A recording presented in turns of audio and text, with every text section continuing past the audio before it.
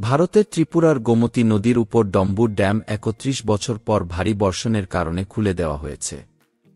অনেকেই ধারণা করছেন যে এই ড্যাম খোলার কারণেই বাংলাদেশের বন্যা পরিস্থিতি তৈরি হয়েছে। এ বন্যার প্রকৃত কারণ বুঝতে দ্য বিজনেস স্ট্যান্ডার্ড দুইজন জলবায়ু এবং পানি সম্পদ বিশেষজ্ঞের সঙ্গে কথা বলেছে। বৃষ্টির ব্যাপারে জানত আবহাওয়া অধিদপ্তর, কিন্তু তারা সতর্ক করেনি গি।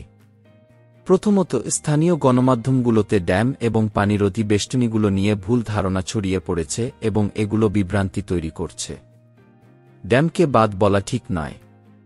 জলাধার হিসেবে ব্যবহারের জন্য মূলত নদীর উপর এসব ড্যাম তৈরি করা হয়। অপরদিকে বাঁধ হল পানিরোধী বেষ্টনী, যা পানি উপচে পড়া থেকে রক্ষা করে।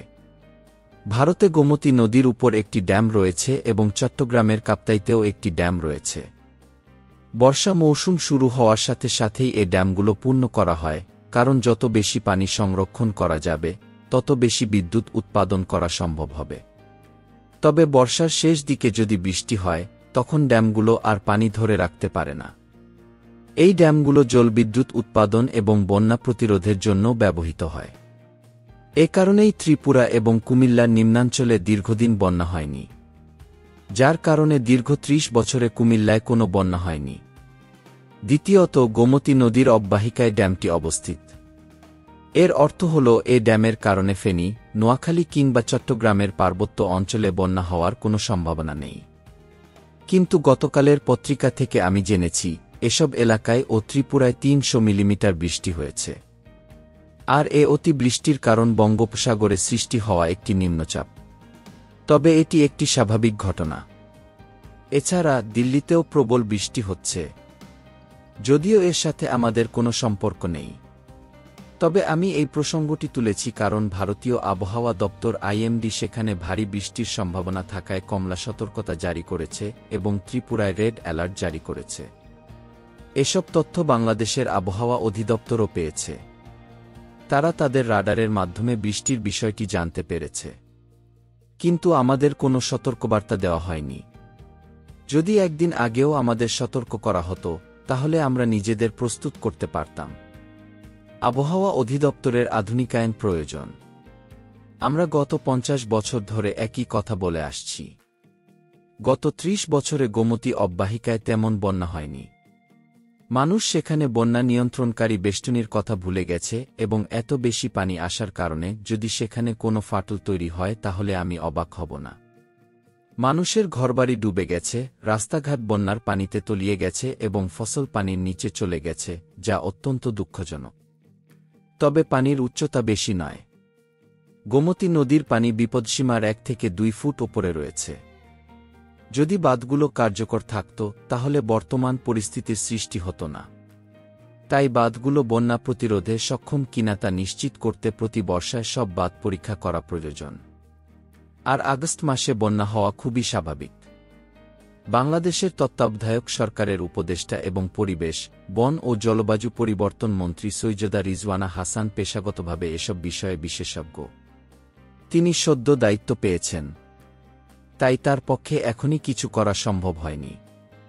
পানি মন্ত্রণালয়, আবহাওয়া অধিদপ্তর এবং স্থানীয় সরকারকে এই বিষয়ে দায়ী করা উচিত। প্রকৌশলীদের বদল করা হয়নি, তারা কি করেছে? ড্যামগুলো খুলে দেওয়ার আগে ভারত আমাদের আগাম নোটিশ দিতে পারত। আমরা এর আগেও দিনাজপুরে এমন একটি পরিস্থিতি দেখেছিলাম। সেখানে তারা অতিরিক্ত বৃষ্টির কারণে ড্যাম খুলে দেওয়ার বিষয়ে জেলা প্রশাসককে জানিয়েছিল, কিন্তু এবার তারা তা করেনি। প্রথমত, তারা ২ বা ততোধিক দেশের উপর দিয়ে প্রবাহিত নদীর উপর ব্যারেজ নির্মাণ করতে পারে না। আমাদের উচিত এই বিষয়টি জাতিসংঘে উত্থাপন করা। তবে যাই হোক, বন্যার একমাত্র কারণ কিন্তু এটি না। আমাদের নিজেদের দুর্বলতাগুলোর দিকেও নজর দিতে হবে, যাতে আমাদের প্রতিরোধমূলক পদক্ষেপগুলো যথাযথভাবে প্রস্তুত থাকে। পানি ছাড়ার আগে বৃষ্টি হয়েছে। প্রকৃতপক্ষে এই বৃষ্টি এবং বন্যার সম্ভাবনা প্রায় ১০ দিন আগেই স্পষ্ট ছিল। তবে আবহাওয়া অধিদপ্তর থেকে কোনো পূর্বাভাস জারি করা হয়নি। জনগণকে সতর্ক করা আবহাওয়া অধিদপ্তরের প্রাথমিক দায়িত্ব এবং কেন তা করা হয়নি তার জন্য অবশ্যই জবাবদিহিতা থাকা উচিত। ফেনী এবং অন্যান্য অঞ্চলের বর্তমান প্রজন্ম এর আগে এমন একটি বন্যা দেখেনি। তাদের সতর্ক করা এবং পরিস্থিতি মোকাবিলার উপায় সম্পর্কে জানানো অত্যন্ত গুরুত্বপূর্ণ ছিল। সেখানকার ড্রেনেজ সিস্টেম ভেঙে পড়েছে। আমাদের অবকাঠামোর দিকেও নজর দেওয়া প্রয়োজন। আমাদের উচিত নদীর প্রবাহের মানচিত্র তৈরি করা এবং সেসব এলাকার চিহ্নিত করা যেখানে বাড়ি বা অবকাঠামো নির্মাণ এড়ানো উচিত, যাতে পানির প্রবাহ বাধাগ্রস্ত না হয়। বর্তমানে সবচেয়ে বড় চ্যালেঞ্জ হচ্ছে যোগাযোগ ব্যবস্থা বজায় রাখা। মানুষ তাদের আত্মীয়দের সাথে যোগাযোগ করতে পারছে না। দুর্যোগের সময় মোবাইল অপারেটরদের ভূমিকা প্রায়ই অদৃশ্য থাকে।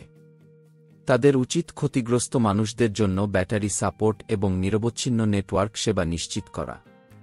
উদ্ধার কার্যক্রমগুলো সুষ্ঠুভাবে পরিচালিত হওয়া উচিত। আমি মনে করি এখন ক্ষতিগ্রস্ত এলাকাগুলোর সব ফায়ার ব্রিগেড মোতায়েন করা উচিত। শিশুদের উদ্ধার করতে বিশেষ ব্যবস্থা নেওয়া উচিত।